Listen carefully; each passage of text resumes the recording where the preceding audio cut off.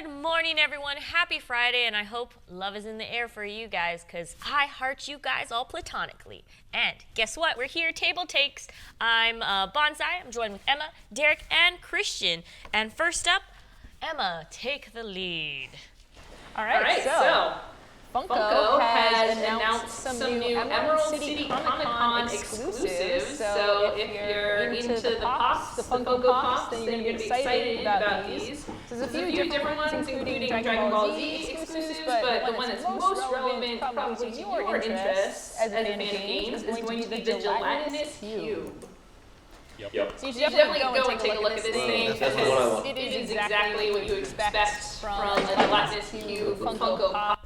You have the Funko-shaped skull in there, the big round head, and then the squishiness. I don't think it's actually going to be squishy, but there's like a shield and a sword floating in there too. It's pretty sweet. Is it squishy? The iconic gold piece. Yeah. I don't imagine it is squishy, but it has the appearance of translucence to it. I did. I got really excited if it was squishy, but if it's not. Remember that time that there was a gelatinous cube? I thought it wasn't going to sell out, and I was like, I'll get it tomorrow. How'd that work out? It didn't. It was sold out. Yeah. Also, we had a discussion before the show about whether or not a gelatinous cube would actually kill you, or whether you'd just be alive, being exfoliated in there for a little bit. A gelatinous cube is not a... Give us the technical details. A gelatinous cube is not a retreat that one goes to it's not for a spa full treatment. Body exfoliation. It is not a life support back to tank that follows you around to try to help you out if you get in trouble. It does like 66 acid to you if around, you're going to die. But I feel like it could be if you have a nice DM. That'll kill any NPC for the most part in one round. Yeah. It's going to eat you. That's fair. It does. So this one is adorable and probably won't eat you. And if you want it, then go to Emerald City Comic-Con, which is right here in Seattle, which you should check out anyways, because it's an awesome show. It's in 2 weeks, right? 2 weeks or a month? 2 weeks? It's in like 2 weeks. 2 or 3 weeks, yeah. It is soon. It is very soon. It's very soon, just around the corner. Speaking of stuff that is soon and already have been released, now let's speculate on I things. love speculation. Yes, Christian, will you tell us about the speculations that we're speculating about? Oh, I'm talking about speculations now. Yes. Well, Hasbro has put forth its quarterly earnings for Q4, right? Which is the fourth quarter, I'm assuming. Yeah. That makes sense to me. Yeah. Sounds like a good speculation. Yeah. And guess what? They made money. Oh. Ooh. Yeah, Hasbro made money, but they didn't just they made money on games. Ooh. Yeah. Oh. Especially Magic the Gathering is up another 30% this year, which, I mean, double digits would be enough. But they've really outdone themselves this year and just sold all of the Magic cards. Yeah. And, of course, Dungeons & Dragons is up in the double-digit percentages again for the 5th year in a row. Yeah. Things are looking up, gamers. Well, specifically, they mentioned that the tabletop itself is up double digits. You know, even before accounting for what they said, several-fold growth in Arena now that it's not in beta. Yeah. So, again, shockingly, when you have a great digital version of something, you also have a really good that feeds back into the physical version. Yeah. Which is, I think, exactly what they were hoping for when they launched Arena, is to get people interested in the pen and paper game again, or the card game again, too. I would say I am spending money on Arena. I'm giving them my money, and I'm spending more money on the paper version now that I'm playing Arena. So, at least for me personally, some of that money is mine, and they are taking it All from the me. monies. Yeah. They can have it. They can have it. I mean, it's worth it. It is. I'm getting my money's worth. It is exciting to see that this digital aspect is now becoming more and more of a mainstream, welcome thing. A lot of people are like, about this, but digital's the way to go. Let me ask you a question, though. Have you ever seen a Dungeons & Dragons commercial? Yes. Yes, I saw that old one. Like The old one in from the the 80s. From the 80s or for the cartoon. So, have you seen one recently? No. For the car, because they used the old one from the cartoon. Right, so you've seen the car commercial that's based on the Dungeons & Dragons cartoon. Have you seen a commercial for the Dungeons & Dragons game on television? I don't watch TV, so. Okay, I mean- so I'm going to call that a no. I guess technically I watch people play the game, so that's like a long commercial. Great, for it. you led right into exactly what I was talking about. Ooh. Congratulations, Banzai, for taking the bait. So here's how it goes. There aren't any commercials for Dungeons and Dragons. I mean, their ad campaign is not focused in any way on television or radio or any of the normal outlets that we go for advertising. Yeah. However, their sales are driven by video views. Yeah. That's people watching people play Dungeons and Dragons, people watching GMs talk about their experiences, or I watch these videos a lot, all day long. It keeps me interested in the game. It tells me what's coming up. It tells me what's new. This is their whole advertising platform, and they don't have to pay a dime for it. Ooh. They've got us doing all the work for them, and that's brilliant. Yeah. Well, we did talk about last week, I believe, the new incentive program for Magic content. So they will be putting money into it, but it's more of a, hey, this is working for us. Let's just up the profile a little bit. And WotC does, finance and support a number of like their official streams and stuff like that. Yeah. But like to Christian's point, the officially branded and supported by WotC D&D category, is a small subset of the people who are playing D&D. Yeah, I mean, just their marketing spend as opposed to any other company that's trying to grow. I mean, the World of Warcraft or Diablo or the Clash of Clans, the millions of dollars in marketing they spend on commercials. Marketing for Super Bowl D&D. commercials, everything. Yep. I mean, those things are everywhere, and yet this game is having its fan base basically sustain its advertising to get more people involved, and I think that is so cool. Well, It if is. you think about it, like, to be honest, that's probably how it's been the entire time. It's just now we have Twitch, so we can advertise to more than just the people we can track down and sit down at a table. Yeah. Because, like, how many people got into role-playing games without having a friend or group or older sibling or somebody else show them how to do it and bring them in? Yeah, back in our day, nobody. Yeah. No. It wasn't. You didn't just go and pick up D&D and say, "Okay, well, I'm going to start playing this now." What do you mean I need friends? So you joke. That's actually how I got into D&D. Really? And then Yeah. very quickly out of D&D, and then back in through Rifts. But I mean, not very often. Yeah. The first role-playing game that I picked up, not knowing what it was the Elf Quest role-playing sure. game by Wendy and Richard Peeney. Because I like those comics. I like the art style in them. It had elves, which I was very into at that age. And I picked it up, and I'm like, oh, this is really neat. And I'm like, oh, this is a game, and I need friends for it. And I tried to get a couple of my friends at school to play with me, and we weren't having it. We weren't having it. It wasn't until a couple of years later when I met people who actually played where I got to go in and. Yeah, it was just my friends and I stayed. We was out of a very dramatic art school, those charter schools that I Wow, the went quotation to. marks? Because Is it not really a charter school? Dramatic It art. I really was- hope that the school's name itself was in quotation marks on their that'd be sign. great. well, yeah, okay, so it was one of I those. was a ninth grader at that school. That's pretty much what it was. Is like, hey, I have this book. We can go ahead, and the teacher said we could use the classroom after school, and it seems like we're not going to just go to Burger King's and get burgers. Do you want to play? And I was like, what is the book? Just come and play. And it's like, oh, whisper, and then it went. Seems like they were trying to get you to join a cult. Yeah, Did you go to Burger King and get burgers? after. What is Excellent. the important? Because it's like $1 burgers when you don't, or 50 cents burgers because when you're poor and Yep. you only got $1. I remember the Burger King near BU. Yep. Yeah. I mean, it was the Wendy's on campus. Yep. Another interesting part about this news is their projections for 2020, and digital games in particular is an area where they're going to be growing and expanding. And It's some of almost like they those- just opened a huge new digital studio. Right, Oh, right. what? They, in addition to the ones, they do have a lot that are themed around Wizards of the Coast property, and in additional to the new IP. So the Magic Legends, Diablo-style role-playing game, Magic Mana Strike, which is a mobile game, which I believe is playable now, and Baldur's Gate 3, in addition to other properties. So they're So really excited leaning for Baldur's heavy Gate 3. I think into they the announced a couple digital other D&D aspects. ones too. Yeah. Yeah. But like the kind of note that I found really interesting in this is that they explicitly said that they intend to invest heavily in these properties moving forward. Yeah. Yeah. I think not just in releasing, or I'm hoping that it means not just in releasing, digital adaptations and licensed products, and not just in creating a new studio to make a new thing. I'm hoping that they're going to really continue to invest and push these. Like D&D Beyond, I think is very important, Yeah. even though Yeah. they're not directly related in that. But this might mean that maybe Wizards is going to come out with a content creation support program for D&D. Yeah. I'm hoping that we'll finally get the mobile client for Arena, that we'll finally get a Mac client for Arena, stuff like that. Yeah. All the things. Well, if they're investing, I mean, that's what they're going to do. They want to expand in what they've got, and what they've got is What's good. working, So, yeah. right. Yep. Speaking of expansions, Derek, take us under your wing about the newest expansion you Yep. heard about. All right, everyone just That was huddle both underneath so my good mama and made me headlines. want to throw up in my mouth. It's That great. was amazing. It's Like a great. bird. Good Like a segue. bird. Yeah. Yeah. Yep, so we're going to mama burn this news to you.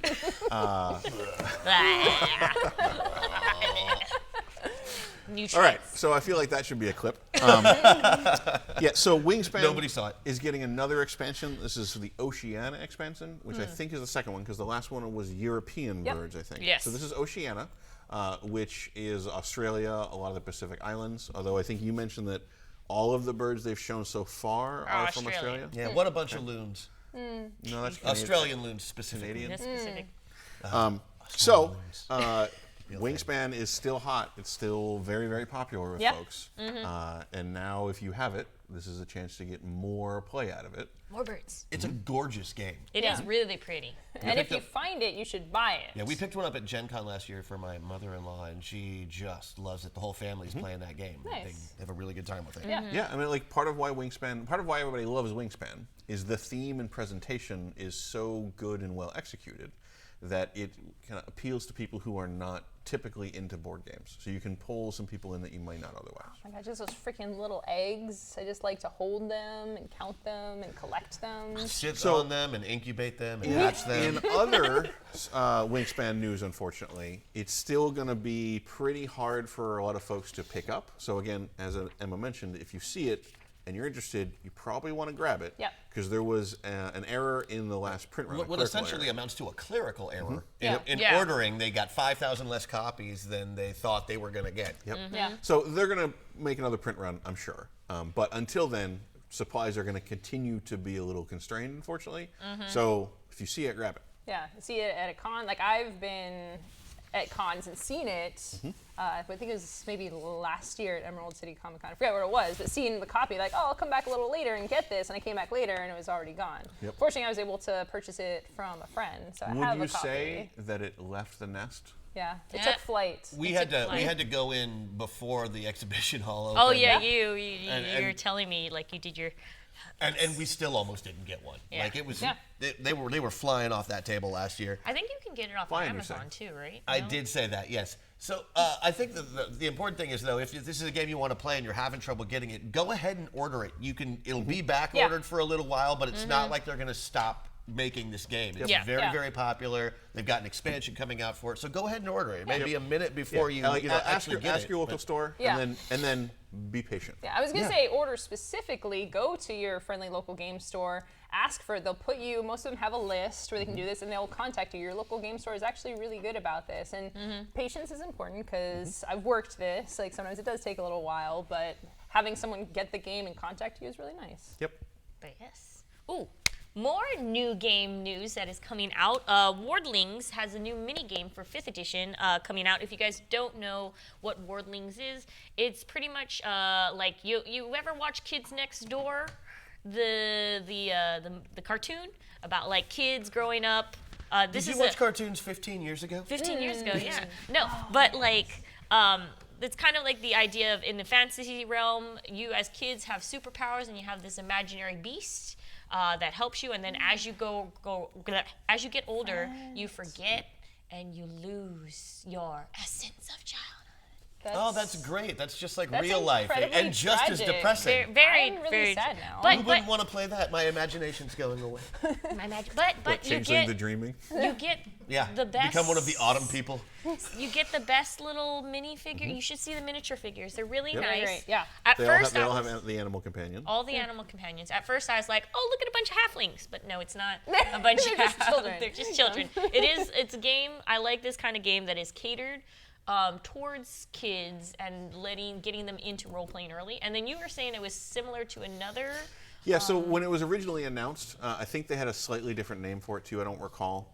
But when it originally came out, there were a lot of comparisons between Thornwatch from Penny Arcade and this that WizKids was putting out. So anybody who was really a big fan of the not humorous comic strip, like the serious story they did with Thornwatch of, you know, kids who would go out into the forest and kind of be trained to protect their village and stuff like that. But it was, you know, children going on adventures.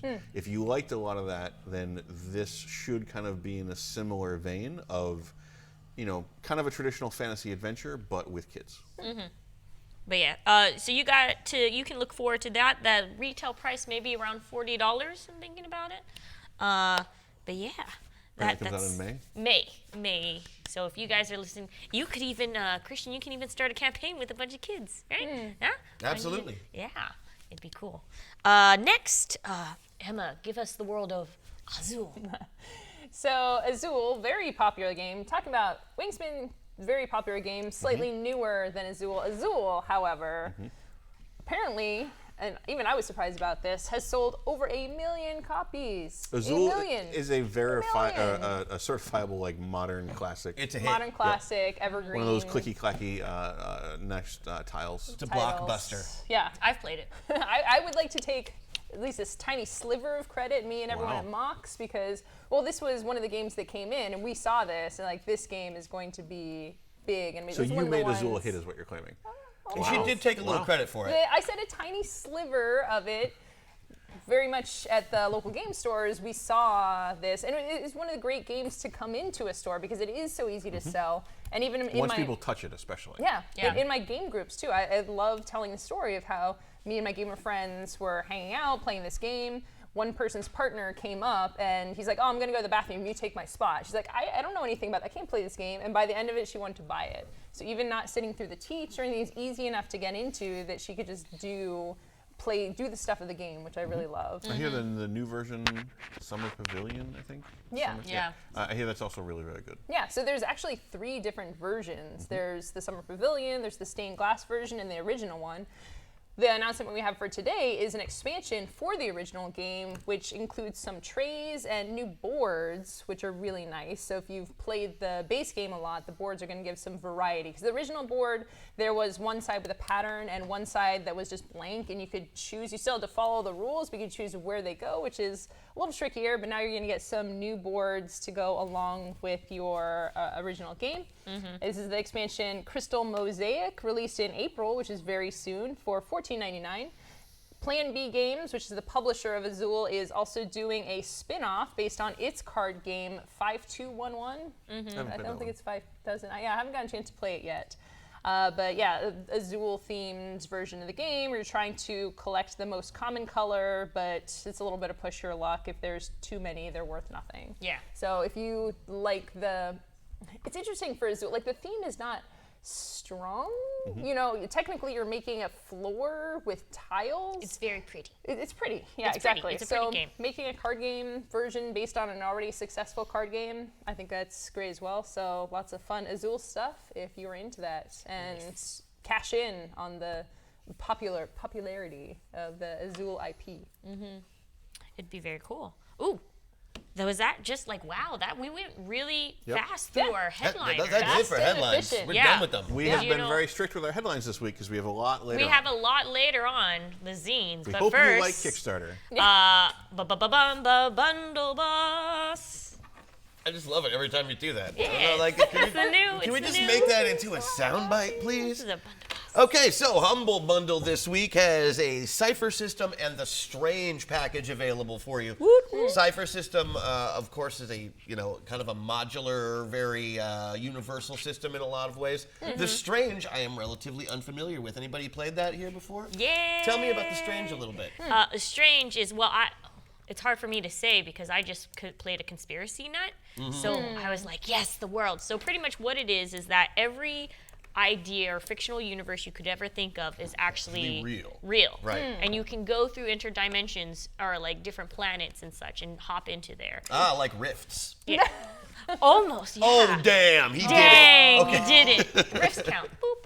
But yes, it is. It's on the board. It's a very story-driven type of game. So if you're into story-driven and like diving deeper into like fictional worlds, and it's kind of like has its goofiness and has its seriousness a lot of the times. It's Sounds just, similar to a show I do already. I very much. Oh, also you have to battle the darkness that is ever looming. Yes, always battle the darkness if you can battle the darkness. Battle the darkness. Wait, hold on. Just for the record, the dark side is instructing us to battle the darkness. Yeah, if you don't put up a fight, it's no fun. It's no fun. Okay, got it. We like to watch you squirm. Okay. Yes. Sure.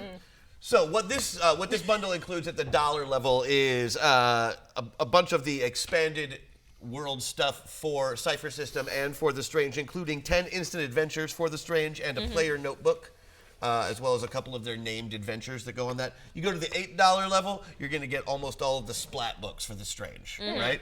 You go to the $15 level, that's when the core books start happening. Yeah. So if this is a game that you've been interested in or heard a lot about, for $15 right now, you can get basically everything that they have for it. Nice. Which is a great deal. Plus, it supports a wonderful cause, supports the World Wildlife Foundation, and of course, the American Civil Liberties Union. So the WWF and the ACLU, apparently both getting money from Cypher System, and hopefully it sells a bunch because those are both very, very worthy causes. Bundle of Holding has a little something that they call the Bundle for Two. Now, I don't know why they decided to do something like that on today of all days, but it's Valentine's It's Day. Valentine's. It's Valentine's Day. We get chocolate and hearts and have romantic feelings. Have the diabetes. Yes. Well, I mean, a relationship is a lot like diabetes. This is a bundle of games. This is a whole bundle of games that are just meant to be played with two people, a GM and a single player. And I mean, if that's not romantic, what is, right? Romantic. So, $7.95, you're going to get the Romance Trilogy by Black and Green Games. Ooh, the Romance Trilogy. That could get hot and heavy real fast. I mean, or not. That's up to you. I'm just reading the next one. Which one? Oh, Stories from the Grave. Stories from the Grave. That's Also- hot and heavy. That's more like Derek romance. There. And then the Mars Colony, which is more Banzai romance, and Beast Hunters, which is definitely Emma because of the cute little aminals. You go either way. And Don't Rest Your Head by Evil Hat Productions. I mean, I'm the one who needs the hat. All the hats. All the hats. All the hats. I don't like my bald spot on TV. And that supports the Human Rights Watch, which can only be a good cause unless it's just like a watch that you get that says human I rights don't on think it. that's It's what not. it is. Right. not. Yeah. In which case, that's a stupid idea. Who would do that? You shouldn't do that. I just started a watch business. And Necrotic Gnome is the other bundle So from the bundle of romantic. holding. So it's a bunch of OSR modules, just a whole bunch. If you're into OSR and you don't have quite the stack of OSR stuff that is available to you at a very, very low price, this is your bundle. Because it comes with a bunch of old school essentials, classic fantasy rules tome, the introductory dungeon, the referee's screen, plus the first 3 issues of the OSR magazine Wormskin. Once you go up to the next level, the $24.95 level, you're getting the advanced fantasy expansions, including all of the fun druid and illusionist stuff, which is not very OSR in my opinion. Wow. But that's you Wow. heard me. Wow. The key Dolemwood titles, The Weird That Befell Drigbolton and Winter's Daughter, and 5 more issues of Wormskin, and supports the Wildlife Conservation Society. These are 4 different charities for 3 different bundles. Go Support spend 'em. your money. Yeah. Save the world. Save the Please, world. I beg you. All the charities. And that's bundles. Bundles. Bundles are done, but now it is time. Before we go into the zines, we have to hail to the Kickstarter queen. May the Kickstarter blessing be upon all of you. And also with you. And also with you. So, we're going to cover some quote-unquote normal Kickstarters. We'll go through what we would normally kind of cover, and then we're going to take a long and adventurous journey through a bunch of bizarre zines that we're all excited about. I'm excited. Yes. So, the first Kickstarter, with hours left, is the Ghost Brush Dry Brush. And I backed the previous Kickstarter. This is their normal brushes. But you can see them. You can see them. Okay. You see, they're not white. very ghostly. They're white because they're the ghosts of brushes. Get it? Anyway, they are nylon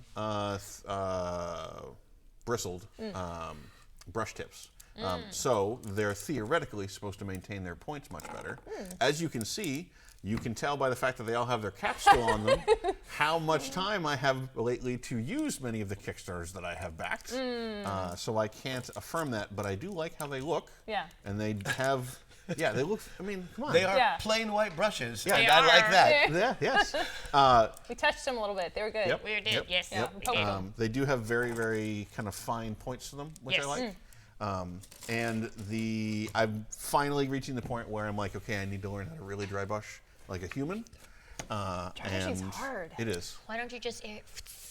Because dry brushing is a very different kind of thing. Airbrushing is great when you want to get a smooth cover over an entire surface, or you want to get dry brush for you want to get a texture. gradient. Yeah. Dry brushing is great when you want to get a little different color on the raised surfaces, and you don't want to have to sit there and trace around the edges. Basically, Dry brushing, if you're a normal person, just is regular brushing. If you're a wizard with paint, you make this magical effect that is unattainable by normal humans. Yeah, that's for sure. But it's one of those things I still have not gotten the grasp of. Yeah. So I have concluded that clearly I need to buy special brushes specifically for that purpose. Obviously. And this will help me with that. And they can be friends with all your other brushes. Yep. See? They'll be Casper the Friendly Brushes. Yeah. And that has hours left. Hours. Excellent. left. Hours. Also with Get it. hours left, Emma. Next up on our list is The Rival Networks. This is a game that I'm very excited. I have already backed. Derek will be happy to know that I am spending my money, putting my money where my mouth is. So this is The Networks. Is a game that came out a few years ago from Gil Hova / Formal Ferret Games. Fantastic premise for a game where you play as rival networks, and one of the things I love about this game, the original game specifically, is the flavor and the humor of the actors. I was actually one of the early playtesters for this game, and Gil had used actual people, for that you would recognize. And I was thinking about, should I get the rights to use the likenesses of these actors? Instead, he decided to go with making kind of parodies of them, but very much, it's like late night hosts. You're like, I know who that is. And also a lot of the names of the shows that you get on television are hilarious, like Watching Paint Dry, because you have the free shows, There's right? literally a show on Hyper RPG called Watching Paint Dry. Yeah. I mean, technically, if you watch any Art stream, imitates life imitates like art. painting. Yeah. I've done a stream where I painted my garage, and I said, this is watching paint dry. You're literally just watching me paint. Yeah, it's watching the it dry. cat walking hour, So you have your free programming shows that you start out with, and then you get into better shows, but it's all very hilariously themed. And it all ends up being just schlock reality television Exactly, yeah. Ooh, reality. So the networks came out a few years ago. There was a couple of expansions for it, and now we have the Rival Networks, which is specifically a 2-player version, which is great because I'm pretty sure that the original game was not a 2-player game. So having a 2-player version, I play a lot of games with my husband, who's also a big fan of the networks, so I'm excited to have this one available. And it's finishing on Valentine's Day, which I think is very apropos. Very romantic. Yeah, and for the actual gameplay, you're getting money, you're buying the cards, you're kind of jockeying for position to get the best shows at the best time slots. There's a decay factor where some shows get more popular, and you're trying to get viewers ultimately. So you get more viewers, and some shows just are amazing, and then they drop off precipitously. So it's very thematically themed that towards sophomore season will kill you. television. Yeah, exactly. I don't think there are a lot of games out there, or any games, that really play off this theme. Yeah, the networks had a lot of really good buzz about it. Like, Yeah. I know a lot of people who played it and really, really liked it. I haven't had a chance to try it out myself, Yeah. but to see a 2-player variant come out of it seems like the natural extension. Yeah, absolutely. Great. So yeah, it's got hours left. You should definitely check that out if you get a chance. All right, Banzai. All right. 2 days left. 2 days left. Hey, you guys like potatoes and protecting your Yes. internet? Potato Pirates 2, Enter the Spudnet. Pretty much, it is a game where you, it's a standalone board game where you play 3 to 6 players. You play as these potatoes going around on the internet, and you have to Okay, I'm fulfill out. your orders. No, you have to be. You gotta either sabotage your other fellow potato spuds as they go through the Spudnet and steal all the information. Well, what I love is it's a game about how the internet works. Yes. And about how internet security works. But it is potato pirates picking up and delivering things around the potato pirate world. Yes. Which is So the like, internet. yeah. So like, I mean, it's one of those like multi-level metaphors that and also the intro video is very so cute. amusing. Like this is just an I get the adorable pirate part. Yep. Tell me about the potato aspect. Yes. Because They're just potatoes. We're just potatoes. Why do you have to be so against have a potatoes? feeling- Oh, I'm not. I'm Irish. I'm all about potatoes. I have a feeling they just needed someone to draw something, and they drew a potato, and they're like, "Yep, sounds good." Yep. So it's potatoes meet reboot. Sure. Yes, it is. That's what I was just gonna mention that it's Reboot, but with potatoes. Okay. And Okay. well, also, I guess you could also say that a lot of people refer to themselves as a potato when they're on the internet a lot. I feel like a couch true. potato. Or There's just there's I am also literally a potato. I feel like that's reaching. there's also the whole potato camera thing. Everybody's familiar with that? No. So apparently it's a miniatures thing. Whenever there's a new leak about a new miniature coming out, the photo quality is always bad. Yeah. So the joke is that you took that shot on a potato. On a didn't you? potato On a quality. potato. I think it's an internet thing. I guess it's reaching a little bit, but potatoes are a thing on the internet. I have a People feeling that one of refer these to- people just Everything did a is comic a with a thing potato on the internet. and- Yeah. But Everything. okay, Okay. fine. You can hate on my I'm not hating on the potatoes. potatoes. I just don't understand the potatoes, and I want to be made It to just understand embrace the Well, potatoes. The if you potatoes. check out the project Yeah. and back the game and play it, not only will you understand the potato, you will understand how internet security works. Yes. These are both things I need to know. Unfortunately, I can't play the game. I'm on keto right now. Well, yeah, but surprisingly, they do advertise that this is actually a 50% educational game. Yeah. It's a thing. They were like, yeah, this is kind of educational. You will briefly learn about 50% educational. 50% You'll educational. learn half of what you need to know. Yeah. No, but like I would love the idea of like having this game in classrooms would be fantastic. Yeah. So, Banzai. Oh, also, hey, did you ever want to fight the mob and also stop the devil's water from getting into your community? Yes, I would. Please Yes. tell me more. With 2 days left, the Prohibitionist, the card game about taking out the mob, is available. I just really. But you're a turnip. You're No, not, no, Not a no. turnip. No, you're a what is it? A flapper? Good thought. Sure. Yeah. One of the characters is a flapper. Flappers Yes. taking down the mob. Flappers I'd taking watch down that the mob. movie. Like this is what a flapper looks like. That's what they do. The That's flapper what they. dance. That's what they do, right? The flappers. Yeah, 100%. 100%. That's exactly right. Yep. Yeah, pretty sure. Watched a lot of movies. Yep. Usually that's when you see the flappers. That's how they In other news, Yes, in other news, so basically I really just like the kind of 1930s you said you really styles. like the art style, the aesthetic of the cards. The aesthetic of the cards, and then it is kind of like you choose a random boss, and then as you pull cards, that's what your obstacles will be, and there's like a counter. Yeah, so to- it's a cooperative game. It's You're a trying to cooperative. overcome obstacles to get to the boss, to defeat the boss before you run out of resources to do it. Right, Yes. and you put your little team together. It's very much the Untouchables. Yep. domain. Before you run out of cocktail Except juice. they're all flappers. Except Now they're I'm all just imagining- flappers. They're all flappers. You gotta dance the mob away. Elliot Ness with the tassel dress on. Yep. Maybe, When I maybe get that Capone, maybe they- maybe he'll take me out for a drink afterwards and get me a sidecar. Maybe if this project is really successful, they'll do that for the expansion and credit us. Thank you, please. I love Yes. The People Flappers looking- only edition. People going to look at these Kickstarters being like, that is not what I expected based on what they said on Hey, TableTakes. we still got them to look. That's Yeah. fair. But I mean, it is. It's if you like these card build your characters, build your deck kind of game against randomization of bosses. Go ahead, just check out this game. Yeah, and it seems to be like it's a pretty simple, straightforward, casual game. Yes. Yeah. Great. So with 4 days left, we have a different kind of thing. This is Arcane Scrollworks 4, and this is a really interesting idea to me. It's just an artist who is making in-game artifacts. So if you are playing in a D&D game and you have a scroll of a 4th level spell, which I'm not sure what would be, like, I don't know, banishment or something like that. Polymorph. So, polymorph, sure, great. Well, it's a really good 4th level spell. Great. So, you might have a scroll of polymorph. This is a project where you could get that prop. So this artist has kind of made that. They're all handmade. They're all differently designed. they're all kind of unique little items. It's just a really cute thing to have.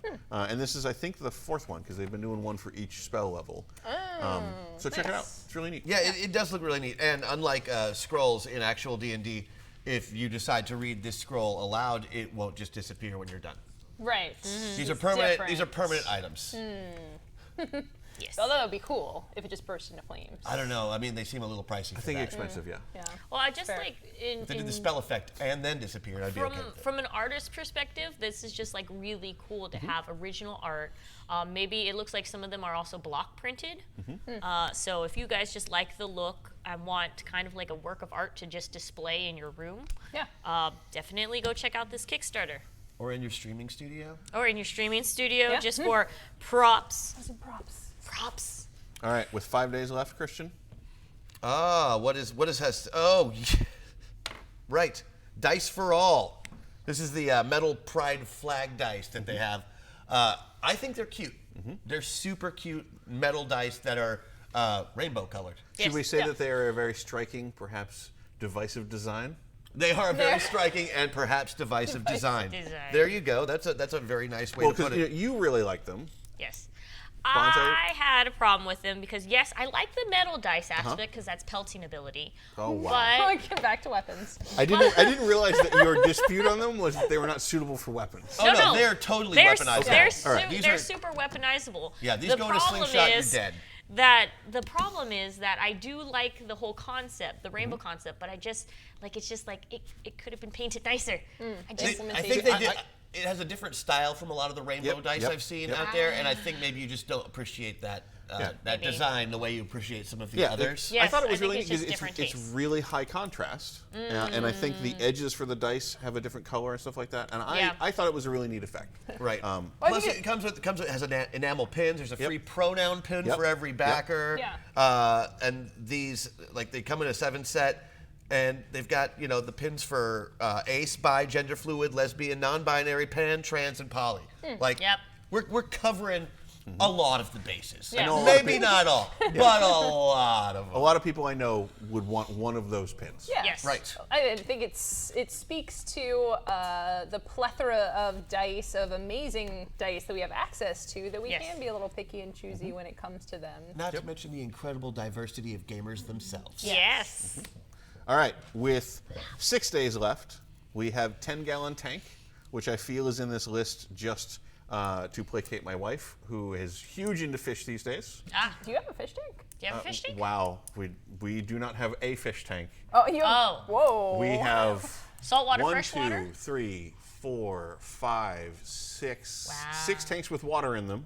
You're like the only person that can But, flood their like- house in a drought. But I need to know, is it a freshwater tank? They're all freshwater. 6 Okay, with so that's a water little in bit them. easier. How many of them have fish in them? All those. Well, no, one of them doesn't have a fish in it right now. I think she's preparing, and just in case, it's a long, complicated process. Wait, why did you say Connecting 6 with tubes? water? Are there others without water in them? Yes, Those there are the ones with the snakes. Yes. Oh, ocelots. No, she just has other ones that she has not set up yet. There's a whole thing. Anyway, there's a game. lot. Yes, it is. I don't know how to respond to That's that. expensive. So, 10-gallon is it seems like a pretty straightforward card game, just about collecting sets of fish. Yeah. But it's one of those I cut, you choose kind of games. Yeah. So you lay out a grid of fish, all like tropical fish art. You separate it, and then the other players choose which ones they're going to take to try to maximize the strategy. Yeah. But this, like, again, this is a theme you don't see a whole lot. I only want clownfish and piranha. Together? I don't know if they'll have piranha. Clownfish, maybe? Unclear. That's saltwater. Yeah, I think these are saltwater too, because they're Piranhas tropical are fish. freshwater. Good though. for remembering. Thank you. Congratulations. I learned Some from fish nature. like the saltwater. And this is by Wingspan Games. It's a great small indie company. The art looks really cool. It looks like just it's kind of a peaceful, fun. It might be cutthroat. I'm not going to say that it's not, but just the visuals of it and something fun, casual that will be appealing to potentially non-gamer audiences. Yep. The cards are not easily weaponizable. Wow. I mean, so on New Release Rundown, we try to talk about the spite level of every game. I have a feeling that if you were to guest host, instead of spite level, it would be, what's the weaponizable nature of this game? How dangerous can I make this? All right, so Can I kill a man with this game? with 6 days left, we have Chaosmos, the Temple, which I believe is a new version of a game that's kind of been around for a little while now.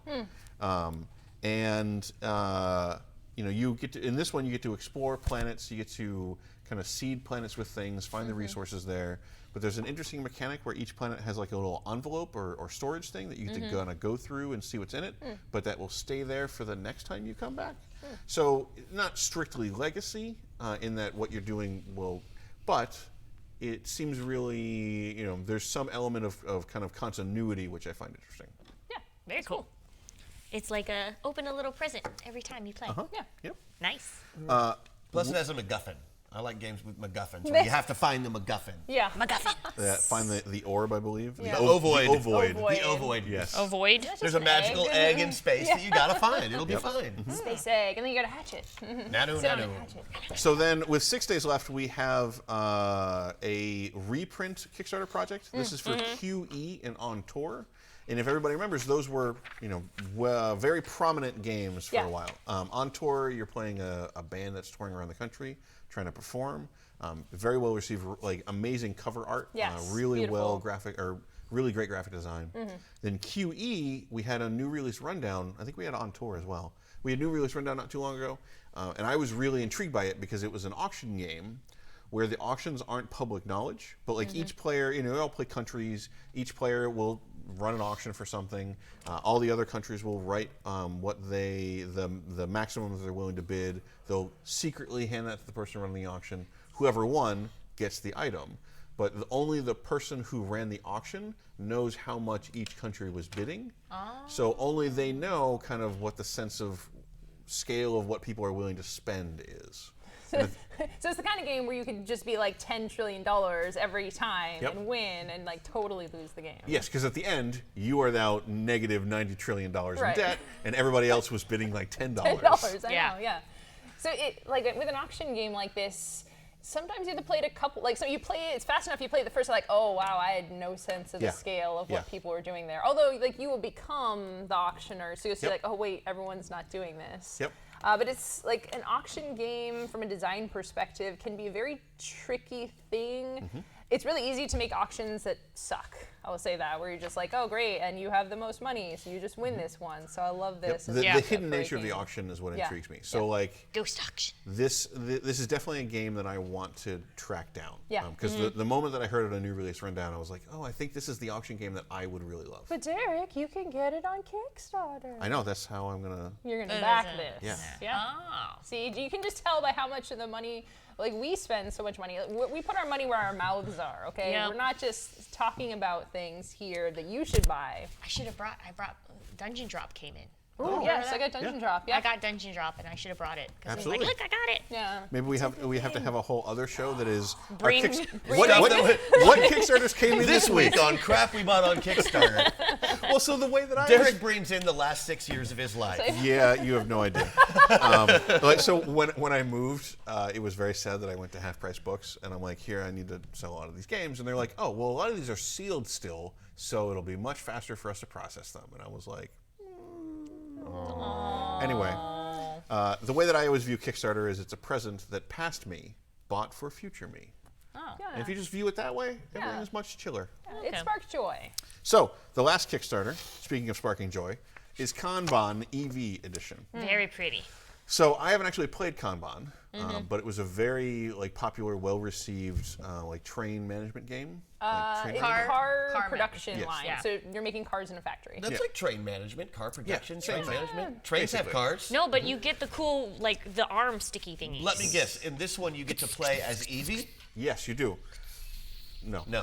You're making that you're would've made me making buy it. electric vehicles, and this is very much, as we were kind of talking before. This is very much about the luxury presentation of this version. Yeah. Very, very nice components. Very, very gorgeous kind of setup. Luxury cars, then? Yes. Yes. Luxury electric Yeah. vehicles. So this is like You look at it and you go, Maybe a $100 Tesla. for the game. So this is definitely you're big into Euro games, you're big into games, you want nice components. Kanban Eevee is there for you. There's definitely a trend, because we had talked in the past about the capital K Kickstarter board game that have the minis. this and have a price point to match. With these kinds of games, it's not about the minis or the cool plastic components, but it's more about just everything being raised up a little bit for the card quality, the board quality, the component, like the resource things. Restaurant quality board game. Oh, you're right. Yeah, so there's like, it's interesting. I did want to mention quickly, there's interesting, some people would love to play a game like this and like collect board games, but having multiple games where they love the mechanics but at a higher price point, it's a luxury product. You know, it's definitely something that not everyone's going to be able to But afford. I'm happy that the industry and the It's the bidet of board games. yeah, well, I'm happy that we now have enough people playing and buying games Yeah. that we can have a luxury end of the market. Yeah, Yes. and I think like you had made a good point too, that if this is something that you or your group are really interested in, because with my group, a lot of very heavy board game collectors, everybody has to get the game. And for me, like, how about one of us gets the game? We don't all need Gloomhaven, right? Yep. Like, we're all going to play the same Or copy. just like everybody chips in. Right, Like yeah, especially yeah. especially if you're going to play at the same person's house. Yeah. You know, this is $100. If everybody puts in 20, you know, like I like the idea if you stop being friends with that person that they have to like give you your portion of the game back. just your like, money, chainsaw. it's just like here's $15. here's the red faction. Sorry, you can just take those components. So those are the Kickstarters for the week. Yes. So Yes. now we are going to enter the lightning round my phase. gosh. Lightning So- round. Zing! We're doing something a little bit differently. Yes. Last week, if everybody remembers, we talked about Zine Quest, and that was where Kickstarter had a couple of rules. You know, it has to be RPG related, has to be like the A5 size, so like half sheets. Can't be perfect bound, has to be stapled or saddle stitched or whatever. Can't be longer than a certain length. Has to be 2 color, has to run for 2 weeks, etc., etc. If you do those, you can be part of Zine Quest. So Kickstarter has kind of collected them all together. You know, we'll have links in chat about what those rules are and the full list of Zine Quest games. Yes. But so many of these zines are like really weird, focused, idiosyncratic, eccentric little gems of one person's vision or a group of people kind of coming together on this common topic. That it's really hard not to just share them and love them, even if you're never going to play that particular one. I love this idea so much. Yeah. Because it's encouraging people to get involved. So what we're going to do is we have all kind of picked a handful of these zines. We're going to run through them very quickly. They're all very focused, so we're just going to give a little pitch as to why we're excited about them. We do have some graphics this week that will come up to give people a chance to see them, which I hope ruined the will surprise. encourage them to go check them out. Yeah. Yes. I mean, I want to come from the other side of the fence because I don't really get zines. Like, I was never in the zine zeitgeist. Like, just from an outside perspective, it seems kind of silly. Just like paper, it's like cheap paper stuck together. Why would I want that? But recently, I played a role-playing game called The King is Dead. It was like distributed as a PDF. It's like a smaller game. It was just so rich and powerful. And that game, and just looking at all the things here. So coming from a perspective like, oh, why would I be interested in that? I am that person, and I've looked at these, and I've backed multiple of these because it's just like the rich weirdness and creativity. Like, I think it really is capturing that. Well, that's what I think is like it is. A zine is silly, disposable, kind of ephemeral. And that's what I love about it because it says like, hey, that idea that you have that's weird and kind of dumb and maybe you'll only play for 2 sessions, whatever, do it anyway. Because it's like, it's $5 for this game. Yeah. You didn't like, you know, it's not full color art. It's not super laid out. It's just go make your silly idea. It's okay for games to be silly and weird and hyper narrow. Have fun. Yeah, and then, like, some of them are, the PDF is $1 or $5 or whatever. You can get 5 or 10 or 20 of these for the same amount as you would do for one board game, and just sift through them and have all this weird stuff. So we're trying something different this time. Yes. We're going to go through this. Let us know how you feel about this because Zine Quest is running for another couple weeks. Yep. Yeah. Please so let you us like know. it or you hate it, you should let us know. All right, Let's Emma. keep doing it. Go. Kick us off. Up first is Dishpit Witches has 2 days left. A small RPG zine about gay witches who work in a restaurant based on the Tunnel Goon system, which is a lightweight 2d6 system. It's by Blake M. Stone. These aren't glamorous chefs or waiters. That would be far too fancy. These are the people working in the trenches of the restaurant business. So you got your dishwashers and your hosts and your bussers. One of the things I love about this is if you accrue too much stress, your character rage quits the job. One player is the general manager who makes challenges for the other players. Can I say that? You can skip that word. Okay. I'm going to do a quote, but skip the one word because I just love this. In the game, the GM's interests act against the player characters because capitalism is effing bullshit. So that gives you pretty much all you need to know about the flavor of this game. So have you ever thought that you should play queer witches washing dishes in an anti-capitalist RPG? Yes. Now you can. Aha! I think that's literally the second Rift character ever made. I love it, yeah. All right, Yes. and that's And all for then that.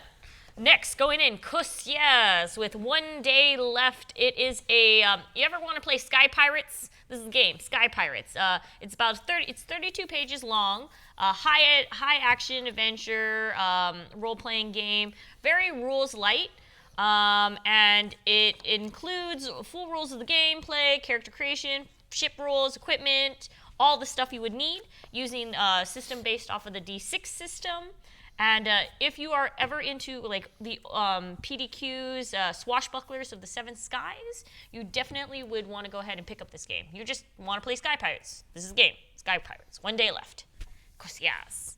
Oh, wait, how do you pronounce it? Is Corsairs. Is it? Oh, I like Corsairs. I'm going to pronounce it that way. For We now. were just going to let you keep going with it because it makes it sound so much more cosmopolitan. Yeah. I thought it to tell you.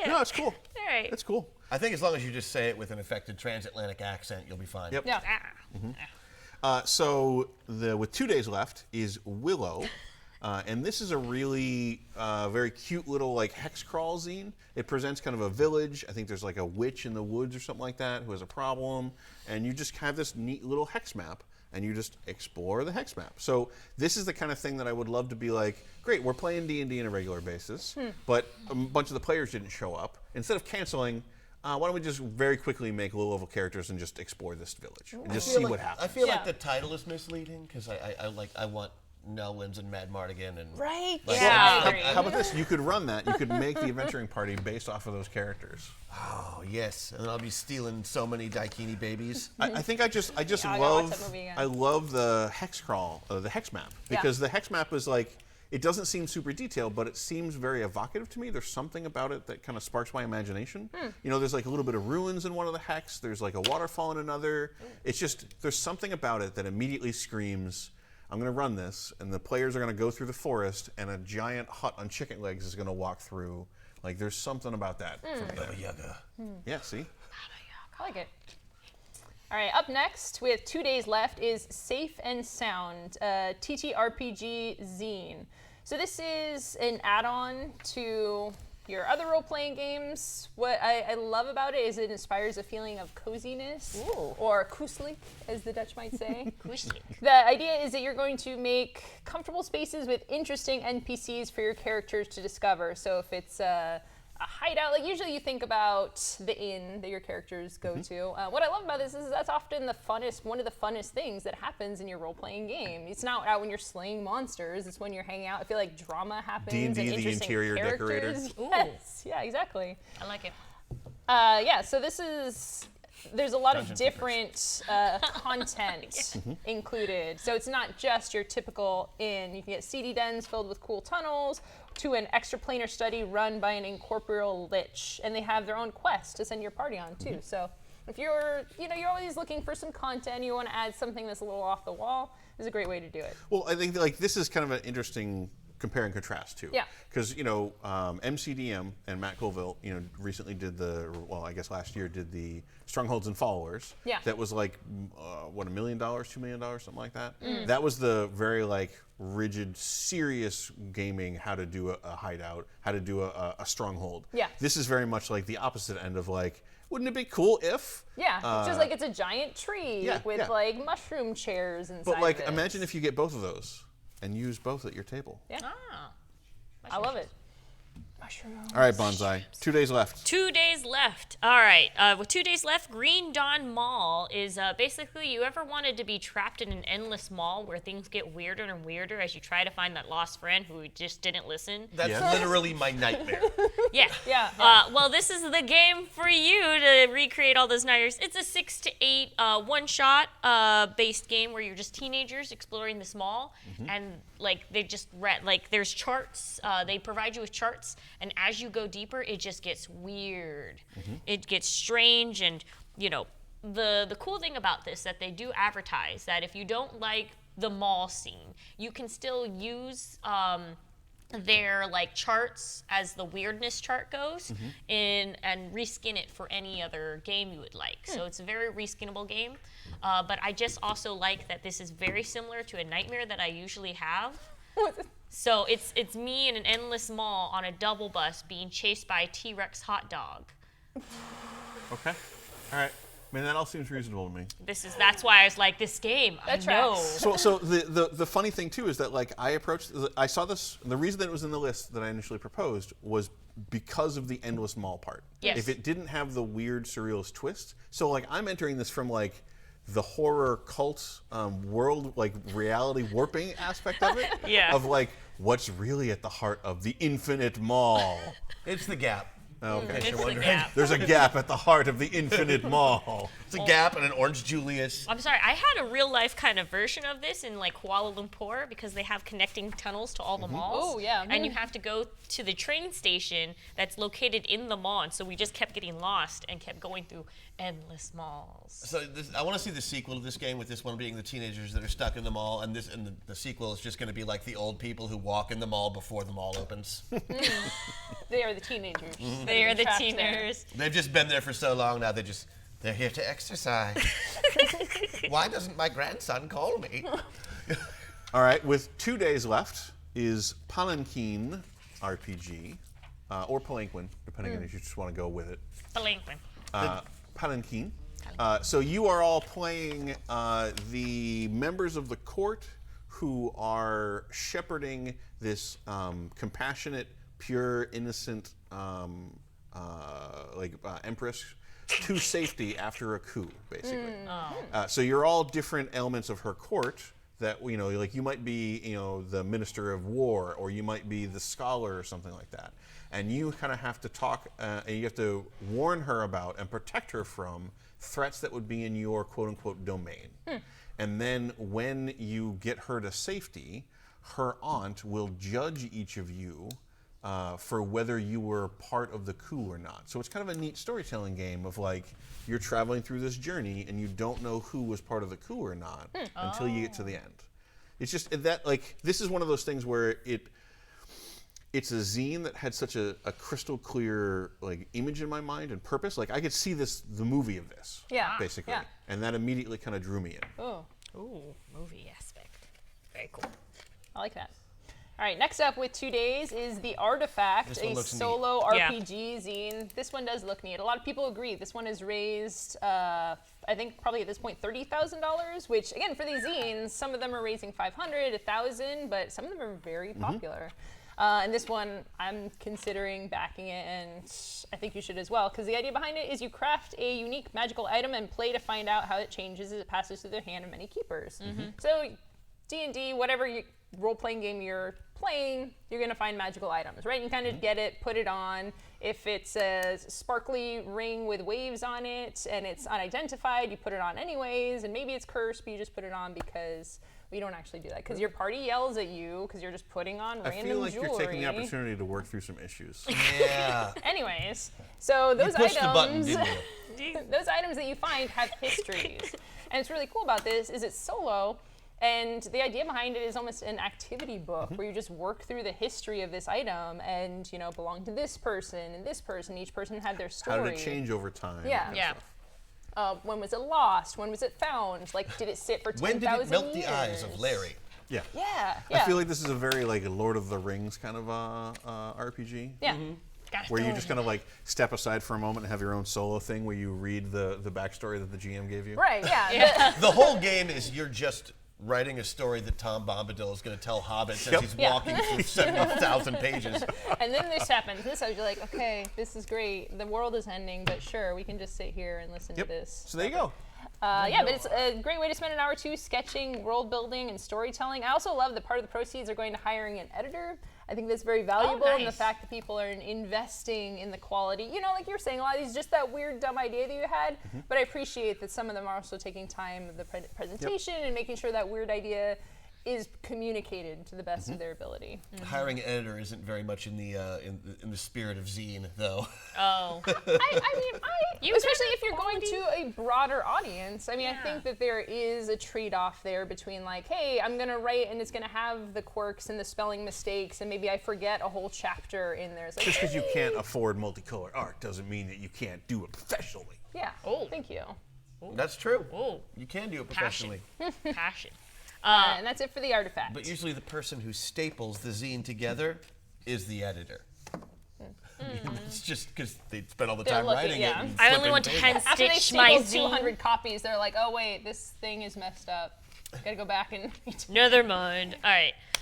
Speaking of which, No Stone Unturned has 2 days left. If you ever wanted to go ahead and play a one-shot of, well, it can be a multiple one as well, of rebuilding society after the apocalypse happened. It's very similar to A Quiet Year. Which, what a cool game. It is such a good game. Less Mad Maxy, so you're just like looking around, seeing what's still around, what you can relearn in terms of knowledge. And it is a GM switching kind of game, so each person gets a turn to be the GM. And the cool aspect about it is that there is a what they call a collateral clock, so players can actually see the actions that they have done, like if they fill it out.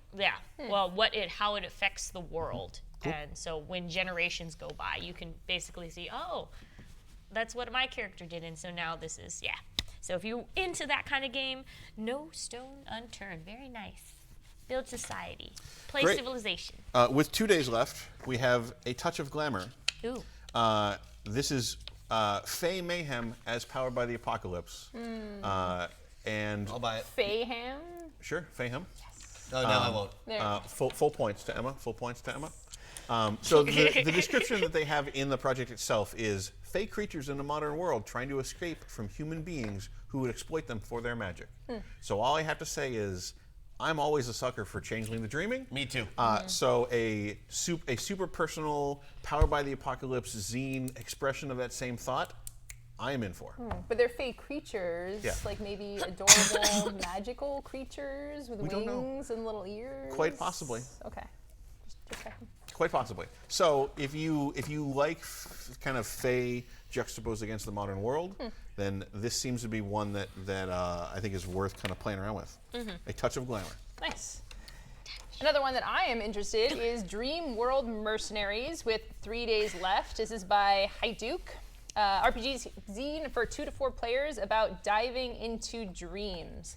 Again, with a lot of these, you just have to back them because the pages don't have a ton of information, but the impression that I get through this is just imagine how weird dreams can get. And you talked about like the surrealism of the mall game. Yep. And this is what I was seeing through this. Surrealism. Train games are taking over. But I like framing it as dreams because I think surrealism is like what is surreal? It's hard to put your hands around, but if you think like what are the kinds of things you dreams? Exactly, you said the T-Rex hot dog chasing a double-decker bus. Yes. So like you just think of some of your own dreams and you can kind of found it in things you've actually had experiences with. One of the quotes from the page, it allows players to engage subconscious in a very intimate way through the bending and twisting of an environment deeply embedded with symbols and connections we really get to explore. So going into the symbolism as well is really cool. I also like the way... It's 100% Inception. Yeah. I was thinking not Inception or Sail. Basically, Thank you for just saying it. Thank you for saying it. Yep. Yeah. 100%. Because I would have yelled it at the end, like, guys, come on, we all know what this is. No, there's a heist element to it too, so it's very much Inception. Yeah. Again, I love Joseph Gordon-Levitt in a waistcoat. That's all we need. Oh. Anyways. Easy. I also, again, I love that they called out the team here, the writer, artist, a font therapist, and it also has I cannot say how much I love that credit of a font therapist. Yeah. That is extremely now. Right? I Yes. would say Oh, extremely I love 2020. it, yeah. Absolutely. And also a sensitivity reader, which I really appreciate. And again, we're saying like, hey, a lot of these things are one-person team, kind of throw whatever sticks, but But this is a big team because they have a font therapist. a font therapist. Well, yeah. I mean, the font therapist and sensitivity reader could be the same person. We don't know. I don't well, they're different people. Yeah, but what How do you feel about that, Jay? I don't know. My serifs just make me feel very uncomfortable. I can't even look at myself in the book. But I have to say, like the sensitivity reader, the blame it different on my perspectives. One of the reasons that I love these zines so much is it's a chance for somebody who has never made RPG stuff before to just hop in and do a thing. Yeah. So they don't need to be established. They don't need to be the traditional kind of RPG creator.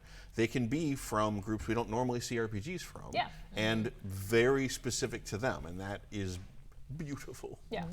And there is for just, I want to do a quick shout out for, there's a fair amount of diversity in the creators here as well. Women and people of color, so it's great to be seeing more people getting surface for the things they're working on. Good job. All right, Banzai, 3 days left. So 3 days left. The Company RPG. You ever wanted to play the bad guys? This is the game. So this is kind of, it actually is pretty cool. If you look at the zine, there's actually 2 different zines you get. One looks like like basically a pamphlet you get as an employee. Yeah, an employee handbook. Employee handbook, and the other one looks like a manager manual. The GM gets the Say manager manual. manager manual. Now say it 3 times fast. Don't do that. You're doing great. It's hard. Words are hard. Anywho, but yes, if you ever wanted to play like the Umbrella Corporations, you're essentially the hit team that goes in when things just go wrong. So here's the thing. It's called, it is very specifically billing itself as corporate survival horror. Yes, corporate Which survival. to me means that eventually it's the corporation you're going to have to survive. Yes. You may not have picked up on it, but there's definitely a capitalism bad thread to a lot of these zines almost. Yeah. And I kind of feel like the Company RPG, especially with that 2-book setup, Yes. is going to end up with the company was the horror all along, and you must survive that. Yeah. What? Nobody saw that coming. What? No. Yeah. So I think it's a little bit more than just like, let's go hunt monsters. Yeah. Well, None of Find us out have who ever the seen real Resident monster Evil. is. Yeah, that's why I said it's Umbrella Corporation. Or the Matrix, like the second Matrix movie. Matrix. With the, Yep. Doesn't Yeah. exist. Half of the second Matrix movie exists. Yeah. So, on the topic of metaphors and using games to tackle larger subjects, we have Dungeons and Dilemmas, which is basically billing itself as a toolkit to help GMs and designers run dungeons as a moral puzzle or ethical quandary, which I'm pretty sure is, aside from vampires, one of the most Derek ways that you can kind of run D&D. Oh my God. Yeah, absolutely. Yeah. So, like when one of the adventures that I wrote, I think for an RPG was basically trying to get players to decide whether they should help a group of people who might be infected with a disease, or whether they should kill them all so they don't infect their settlement. Anyway, That's love what stuff like superhero that. games are really think- all about. Oh, Because wait, no, everybody's it's so too soon. overpowered, you know? It's like Too moral soon. dilemmas. It's all about Too moral soon. dilemmas. So, Dungeons and Dilemmas, like this is the contents that they have listed on the page so far. Building a story dungeon step by step. Okay, that seems reasonable. Dungeon layout is narrative pacing. Yeah, okay. Empty rooms is exposition. Okay, now we're like, that makes sense. Taking the next step there. Traps is foreshadowing. Magic items as ethical challenges. Monsters as remnants of moral failings. Villains as justified sinners. How to stop worrying about players being overpowered? Yeah, that seems reasonable too. So like, I love These that. are all just steps in good storytelling. yes. Yes. Oh yeah, I love the empty rooms as exposition. You're just like, okay, and we break down the door, and because you go into a new room, you're like, what's gonna be there? Like, Flavor text. It's always flavor text. yeah, flavor text. there's a shadow on the wall and a cool breeze that comes from nowhere, and they're looking around desperately. There's nothing there. I like putting also Just your sounds like own torture. moral failings. Like player torture for a certain type of player, right? Oh. But I look closer. It's like, no, people, there's nothing. I was just trying to make a point. There's seriously nothing there. You can just go to the next room. I'm not Well, trying to trick you. Sometimes you can just tell them that and they won't believe you. But like, I think this is the whole point of this zine is like, use those opportunities to add a layer to the game beyond, well, we're adventurers on a Yeah. heroic quest. Like, what is there to think about? This gives you a chance to this is a dungeon. Things lived here. Yeah. What do they leave behind so that you can, that you're not interrupting the fight with, well, now could you please stop? The bugbear would like to tell you his life story. There. But if in the room previous there are some aspects of that, that adds a lot for a lot of players. This seems like some kind of ploy to make my character people. Yes. People. So, Christian, 4 days left. 4 days left. I think that the title really is going to speak volumes here. Mage Against the Machine. Yep. Boom! It's about time. It's an RPG about time traveling wizards risking it all to stop the robot apocalypse. This doesn't sound like something I'd be interested in at all. You sure about that? Oh wait, yes it is.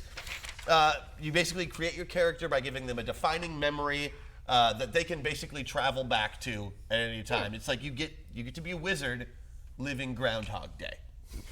Nice. It's Wizard Groundhog Day to stop the robot apocalypse. I mean, And I can just imagine putting Rage Against the Machine on in the background and trying to wizardify the lyrics at every turn. no, Elf can stop us now. Yeah. Perfect. Yeah. Yep. So there you go. That's it. Boom. I'm not gonna go any more into detail than that. That description, I think, is enough to make you want to buy it. Buy it. That's what, like some of those zines, like they're just so crystal, like focused on this thing. You're like, Yeah. I'm in or I'm not. Yes. You get it. On a more serious note, next up on the list is The Wait, an RPG about waiting for the inevitable, where the inevitable is for your loved one to die. Oh my God, happiness! Yay. Yeah. Yeah. So Let's play this. this one has 4 days left. It's by Travis D. Hill, which is one of my designer connections in the Twitterverse, who works on really cool stuff. And this, I missed it on the first pass, but you had called my attention to it because it's very much something that I'm excited to see more about. It has absolutely nothing to do with fighting or combat or spells or magic. It's literally just real world, hey, what would it be like, or what is it like in the real world to be in a room waiting for someone to pass away? Like they're taking off life support, maybe it's hours, maybe it's days, but you're in a room with the other people. Like they're probably like a set piece, this person's unconscious, so it's less about talking to them, maybe a little bit, but more about talking to, hey, their parent, maybe you're a friend there, maybe you're an acquaintance who came and isn't really that connected to everyone. For the mechanic about this, it's also got a really cool mechanic because it has weak questions, regular and strong, and the weak questions are stuff like, hey, how was your trip over to the hospital? Which is the weird juxtaposition of the things you talk about in this situation. Sometimes you're just trying to fill space, all the way up to passionate question or strong questions like, what was the patient passionate about? So kind of that intense back and forth between the mundane and the emotionally fraught, I think is really interesting. Yeah. Yeah, and this is like when I had played The Troubled Life of Billy Kerr, this is more of what I want, so I'm excited to see this. Emotionally. Yeah, I don't know if this is a game I could actually handle. Is the problem. Well, I know, right? Like that's... If you don't want to play this game, you will eventually just wait. Oh. Yeah. And like I see a reason to gamify something that we all have to go through. Yeah. Sure, but like some people. Yeah, some people need It's that. a Like coping. What I love is that we have games that can do that. Right, I think that's great. I just don't know if that's for me. Absolutely. Yeah, Like absolutely. I've had to deal with it in real life enough times now where I'm kind of done with it. Yeah. Yep. Even though I know there's just more of it coming. Yeah. So Oh, again, history. a lot of impactful, varied things in the Zine Quest. So to swing the emotional pendulum the other way, with 4 days left, we have The Great Soul Train Robbery. All right, so you ready? I'm going to pitch a new game. Okay. Right? We. This is just the whole thing. Yep. Do you dance? You are all going to play Disco. sharpshooters, fiddlers, Love it. homestead widows Love it. in a allegorical weird western Oh. where you are hijacking a train on its way to hell. Okay. Okay. I'm in. We're all in? Yeah. Fantastic. 100% in. I Yeah. missed from the description. Do you know if, are we the souls or are we living people? I think we're who going to figure that have- out. Okay. Ah. Unknown. I was when I read the title, The Great Soul Train Robbery, I was picturing a little bit more 70s black Yeah. exploitation. Okay. We'll do that for the second session. Okay? The second session. We'll do that for the black exploitation remake of our original western. There's actually. Dolomite edition. Yeah. This is actually very similar to old Chinese anime. It was a Korean Chinese anime. It's a weird anime. It's called The Ghost Train. And it is about this guy who somehow accidentally gets on the train to hell Yeah. and reincarnation. and it's There's also a number of Korean manhwa that the West seems really big in Korea. Yeah. Or at least the stuff that gets brought over, because The Priest was an incredibly weird, warped Western thing that I would totally pull from. For this. So really cool stuff. But this is again one of those here's the premise. Are you in? Because I think I'm in. I also love this based on Honey Heist. Yes. So Honey this kind Heist. of one-page RPG about bears stealing honey. Yep. And again, actual bears, not humanized bears in any way. This kind of took the RPG scene by storm, and now there's weirder other games based on that. That's what I love about these zines. It's hey, what if Honey Heist was Westerns robbing a train on the way to hell? Yeah. Cool, let's make it. Ship it. Ship it. All right. Choo choo. All right, keeping again with the dark and serious tone of the last couple of games, this one is called Lifts. Powered by your Ab-pocalypse edition. So many You may remember some months back on this show, if you've been watching for a while, we did a small segment on the original Lifts, which is a Powered by the Apocalypse game in which you play exercise fanatics. Yep. Your muscle master helps you out. You have to do push-ups. Your and game stuff. master is in fact called a muscle master. Real push-ups and exercises are part of the game mechanics. And I think that it's great that they're adding more to it now. This has got 4 days left, and it's got. Here are some of the. Supplements that go with it. Yes. Featuring Quad Finder, the Bromethian. Bromethian. Atrophy makes you happy. Citizen, right. Atrophy makes you happy, citizen. Squats without number. Yeah. Squats without number is the one that gets me every time. Squats without Bromethian. Bromethian is Bromethian. Really I feel like you just get a pose like this as soon as you say Bromethian. Bromethian. Bromethian. Bro. Yeah, absolutely. Yeah. Except this, there's actually a natty ice in this hand. Yeah. Oh, that makes sense. That's what makes it the tracks. Bromethian. So there you go. It's yet another Powered by the Apocalypse game in which you can exercise instead of rolling. I'm totally into it. I still say we should get Kristen to come back and run this game for us. Oh, yes. She would be a fantastic muscle master. All right, with 5 days left, we have Mutants, and that is MEWTANTS. I'm shocked that you're way into this. An RPG zine, and you might have noticed by the Mew in the Mutants name, it's about cats. All right, and what I love about this, I think there's not enough. Okay. There's still not enough cat role-playing games, even though there's Laser Kittens and Mutants and a couple Even though others there are as well. dozens. Dozens, not enough. I also don't think there can ever be enough of. How many is too many? No. No. And hey, you're a cat and you have these powers, but also you're just a dumb cat. And I love cats. My cats are just so dumb. So rolling that in, playing. I just want to play that character anyways. Can I play as a Wolverine role-playing cat? game. Yeah, Wolverine Great, cat. I'm in. Ooh, But that's you also like a barn you still cat. have no thumbs. So yeah, you can stab Some someone, cats but you have can't. I'm the best there is at what I do, and what I do is lick my butt all day. Right. Yep. Yeah, sure, you might be able to stab the villain, but you also can't open a door. Sniff bub meow. Yeah. So this is by Alad Lalor. Yeah, you have superpowers, but you're mostly just a normal cat. Yep. That's it. Meow meow. Yep. I All right, love it. Banzai, 7 days left. They Cried Monsters has 7 days left. You want to you want to play a game that's opposite of Murder Hobo? This is the game for you. If you want to go ahead and figure out, you're like the witch hunter, the witcher, and you just want to go into a town and they're like, this monster is wrecking things, but it doesn't normally wreck things. So let's investigate why it's wrecking things, because I don't know. There's got to be reasons for the monster doing this. I know And so- monsters. This isn't normal. But because they have reasons, should they not be eradicated?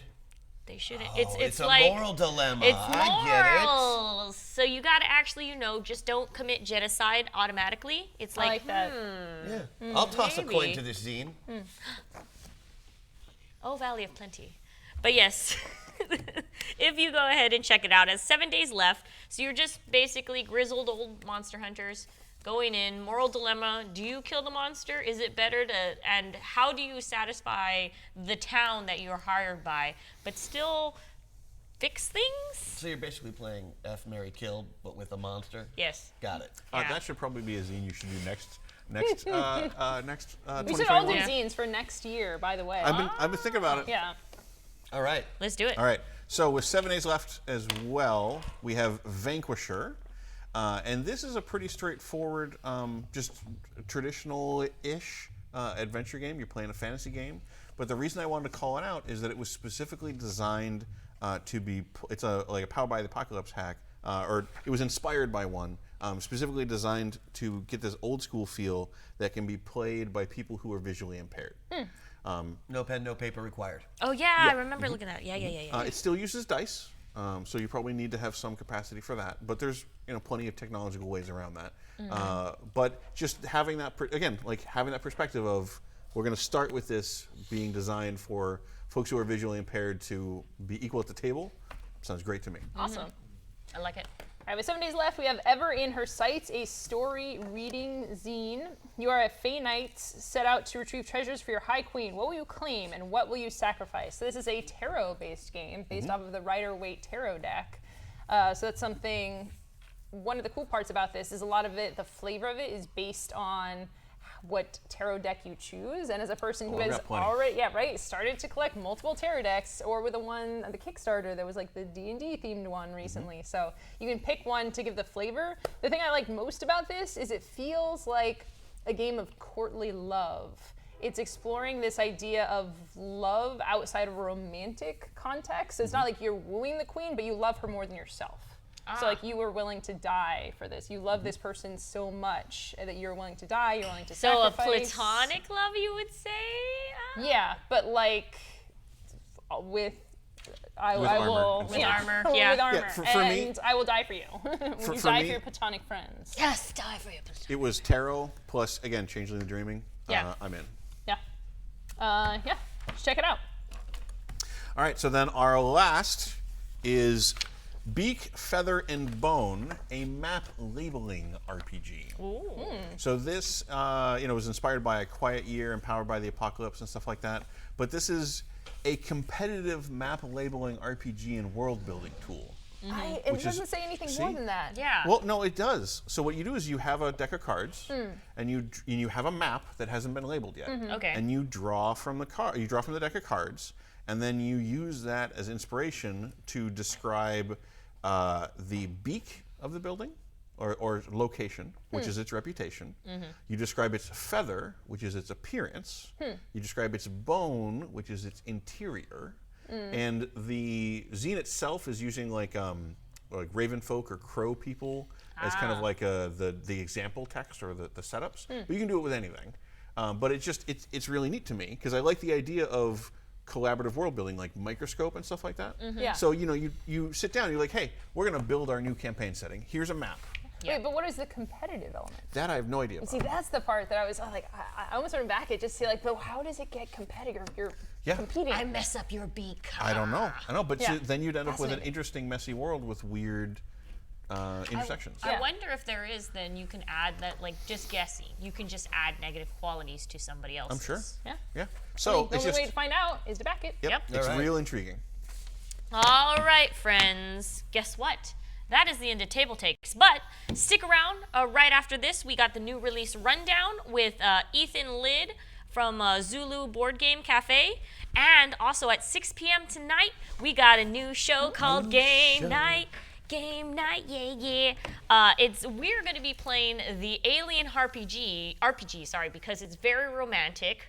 Is it? Yes, You because get very close you to get very close, and your other heart creatures. is bursty. Xenomorphs are known for their kissing abilities. Yes, True. yes, that's very true. And like the French do. our glorious, happiest sunshine Sympathetic. person, Derek, is going to be our GM. As you could probably tell what kind of game we're going to be into from that. And I'm on the light side. oh yeah, you're on the light. Yeah, that's true. I That think is it's just true. because it needed somebody at that end of the table. Yeah, that is true. Just to balance. So I'm Just traitor about. to the light side the no, whole time. is what you're telling me. why are you a traitor? But yes, I wouldn't trade her for the world. I will be there. Emma will be there, and we also have two more players: Joe Louis, and then Javion Smith. Yep. Javion, you've noticed we've played a couple times with him as well. So go ahead and check it out.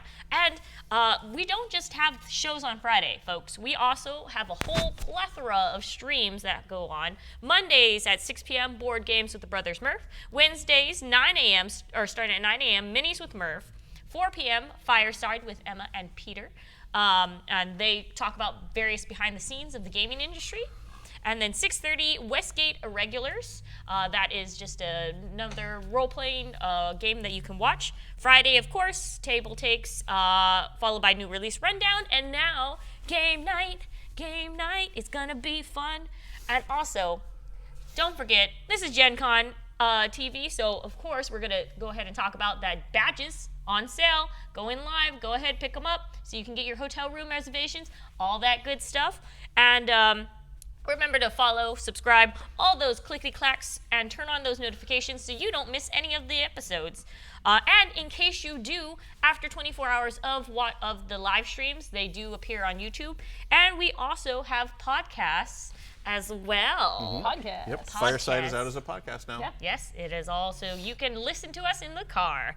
I wanted to go ahead and thank you guys for watching, and also Chaldea Studios for lending us this incredible space in Middle Earth.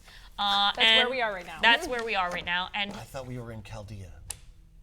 oh yes, actually yes, we're Yeah. in Chaldea. My bad. But yes, I am Banzai. This is Christian, Emma, and Derek. Thank you all for joining us, and have a loving day.